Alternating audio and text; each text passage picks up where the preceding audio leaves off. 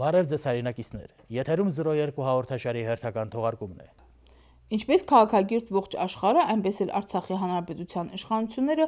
անողոք պայքար են մղում թմրամոլության եւ թմրամիջոցների ապօրինի շրջանառության դեմ։ Այդ նպատակով ԼՂ կառավարությունը մշակում է թմրամոլության եւ թմրամիջոցների ապօրինի շրջանառության դեմ պայքարի միջոցառումների ամենամյա ծրագիր, որի միջոցով կանոնակարգում է ինչպես իրապահ կառույցների, այնպես էլ համապատասխան գերատեսչությունների գործողությունները։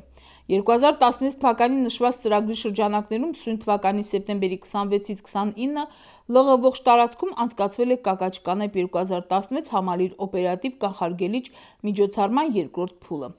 որի նպատակն է հայտնաբերել եւ այրելու միջոցով ոչնչացնել վայրի աճած կամ ապօրինի աճեցված կանեփի ու կակաչի բուսատեսակներ եւ այդ կերպ կանխել թմրամիջոցների ապօրինի շրջանառությունը։ Կանեփ-Կակաչ 2016 համալիր օպերատիվ կանխարգելիչ միջոցառման երկրորդ փուլը ընդգրկում էր հանրապետության ողջ տարածքը, որի առավելագույն արդյունավետությունը ապահովելու համար ներգրավել էր ԼՂ ոստիկանության գրեթե ողջ անձնակազմը։ Ոստիկանության ծառայողները այցելելով բնակության վայրեր հայցում են մեր բնակիչների ներողամտությունը եւ հայտնում այցելության նպատակը, որից հետո միայն մանրակրկիտ ստուգման են ենթարկում ինչպես առանձնատներին կից հողատարածքները, այնպես էլ օպերատիվ հետաքրքրություն ներկայացնող այլ վայրեր։ Կանեփ-Կակաչ 2016 համալիր միջոցառման առաջին եւ երկրորդ փուլի արդյունքներով ոստիկանության ծառայողների կողմից հայտնաբերվել է 7512 կիլոգրամ 0.85 գրամ վայրի կանեփի եւ 24 հատ կակաչի թփեր, որոնք օրենքով սահմանված կարգով ամբողջությամբ ոչնչացվել են։ Չենք զլանա հատկապես այգի եւ տնամերձ հողամաս ունեցող մեր հայրենակիցներին եւս մեկ անգամ զգոնության կոչել։ Ուշադիր հետևեք ձեր հողամասերին։ Հնարավոր է, որ այնտեղ վայրի աճեն թմրամիջոցներ պարունակող բուսատեսակներ, կամ որ ամենավտանգավորն է ինչ-որ մեկի կողմից լինեն դրանք ցանված։ Եթե այնուամենայնիվ դժվարանում եք ճանաչել եւ կռահել բուսատեսակի ծագումնաբանությունը, այդ դեպքում առաջարկում ենք դիմել ձեր տարածքը սպասարկող ոստիկանության տեղամասային տեսուչին։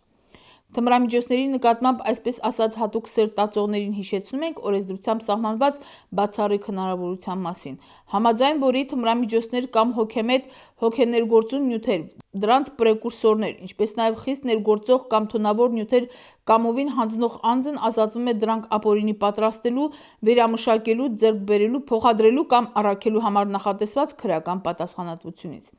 Նմանատիպ բուսատեսակներ կամ նյութեր ապօրինի պահող անձանց առաջարկում ենք չհետաձգել չարիքից օր առաջ ազատվելու հնարավորությունը,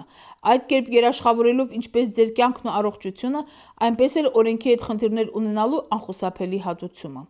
Ամենայն պատասխանատվությամբ հայտարարում ենք, որ այսուհետ եւս ոստիկանությունը ԼՂ իրապահ մյուս կառույցների հետ մեկտեղ վճռական է թմրամիջոցների ապօրինի շրջանառության դեմ տարվող պայքարը առավել ակտիվացնելու, մեր երկրամասը ու մեր ժողովրդին չարիքից ազատելու գործում։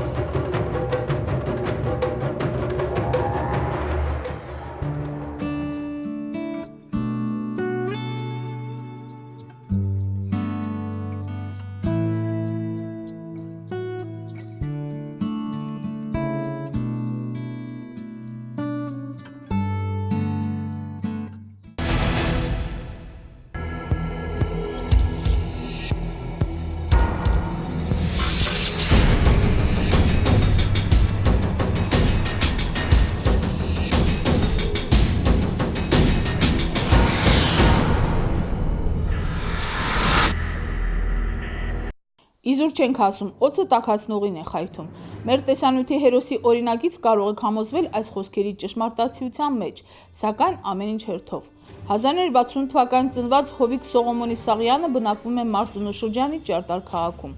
Ինչու էր բնակվում, քանի որ այժմ հայտնվել է ԼՂ ոստիկանության քննչական մեկուսարանում։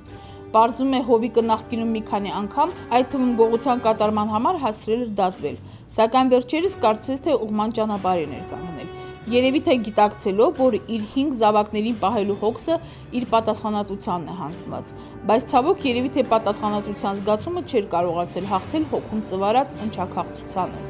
Հովիկի խոսքերով Ճարտար քաղաքից իրենց հարևանից առիթ էր ունեցել մի քանի անգամ պարտքով գումար խնդրելու եւ ամեն անգամ էլ բարեհոգի հարևանը չէր մերժել։ Ավելին եղել են դեպքեր, երբ հարևանը մեծահոգաբար ներել է նրա պարտքերը։ Ըստ Հովիկի 2016 թվականի սեպտեմբերի 26-ին որոշել էր հերթական անգամ պարտքով գումար խնդրել հարևանից։ Սակայն չգիտես ինչու պարտքով վերցնելու փոխարեն ուղղակի հափշտակություն էր գործել։ Եվ այսպես նախաքննությամբ ապացուցվել է, որ 2016 թվականի սեպտեմբերի 26-ին ժամը 17:00-ի սահմաններում շահադիտական դրդումներից ելնելով ուրիշի գույքը գաղտնի հափշտակելու նպատակով Հովիկ Սաղյանը ներկայացել է նույն քաղաքում իր հարևանությամբ բնակվող հայտնի բարերար Համլետ Համբարձումյանի քրոջ Մանուշ Անդրեասյանի կողմից բնակեցվող առանձնատան բակ եւ համոզվելով, որ տան անդամները բացակայում են տնից, առաջին հարկի մուտքի չկողպած դռնով ապօրինի մուտք է գործել առանձնատուն եւ ննջասենյակի պահարանի վրայից գաղտնի հափշտակել թվով 5 կտոր ոսկյա զարդեր։ Մանուշ Անդրեասյանին պատճառելով խոշոր չափերի հասնող գույքային վնաս։ Կատարած արարքի համար Հովիկ Սաղյանի մեղադրանք է առաջադրվել ԼՂ քրեական օրենսգրքի 183-րդ հոդվածի 3-րդ մասի 2-րդ կետով նախատեսված բնակարան ապօրինի մուտք գործելով որակող հատկանիշով կատարված գողության կատարման համար։ Նրա նկատմամբ որպես խափանման միջոց է ընտրվել կալանավորումը։ 2016 թվականին սեպտեմբերի 26-ին Վիճացամ դիերի թաղը Միած խանութ նեսիապենի մոջալ տուղալչի քշացալում ասալում քինիմ տոնդի որ տուղալչի քշնայիս այն ասալում քիմ հարևան աստանան մին տասում այդ փողոզիմ մեր կոտելը մոջալ տուղալալի օզիմ քինիմ արևտուրանիմ հետո քինիմ լի քշացալում տորը պեցալել ցենիմ տուղալ ցեն գյուլչորտուտա սաշ չկար ասամ երևի տանն սկանամ չի քեցալում իրանց այդ տամպենը դղան էլ ցենտուալ էլի սկացալ չան հա դասն տմուշկին իրա վասկեղեն դիրած այդ կա պենալի որ մատումս սենյակը հա լա ինձանան կախեմ երկու ստական խմացում նա յորում կալ դուս եկալ դի տարապահալ բայց նպատակը ինչն է եղել ինչի համար է գողություն կատարել գողության նպատակը չում լինի մտալ պրոստը ունցից մինը դրթելի խոսքոնը որ յորկա քինիլի այժմ ափսոսում եք այո 2016 թվականի սեպտեմբերի 26-ին Մարտունու շրջանի Ճարտար քաղաքի բնակչուհի Մանուշ Անդրեասյանի կողմից հաղորդվել էր այն մասին, որ իրեն կողմից բնակեցող առանձնատան ննջասենյակից գողություն է կատարվել։ Հաղորդումից անմիջապես հետո օպերատիվ խումբը իմ գլխավորությամբ ներկայացել է դեպքի վար եւ կատարել համապատասխան աշխատանքները։ Նույն օրը հարուցվել է քրեական գործ, իրականացվել են համապատասխան գործողությունները։ Հաջորդ օրը հանցագործության կասկածանքով ոստիկանության Մարտունու շրջբաժին բերման է ենթարկվել Մարտունու շրջանի Ճարտար քաղաքի բնակիչ Հովիկ Սողոմոնի Սաղյանը։ Հովիկ Սաղյանը ձերբակալվել է։ Ձերբակալվելուց հետո օրենքով սահմանված ժամկետներում նրան մեղադրանք է առաջադրվել ԼՂ քրեական օրենսգրքի 173 հոդվածի 3-րդ մասի 2-րդ կետով։ Այսինքն ապօրինի բնակարան գողություն, որը կատարվել է ապօրինի բնակարան մուտք գործելով։ Նրա նկատմամբ որպես խափանման միջոց է ընտրվել կալանավորումը եւ նախաքննությունը շարունակում է։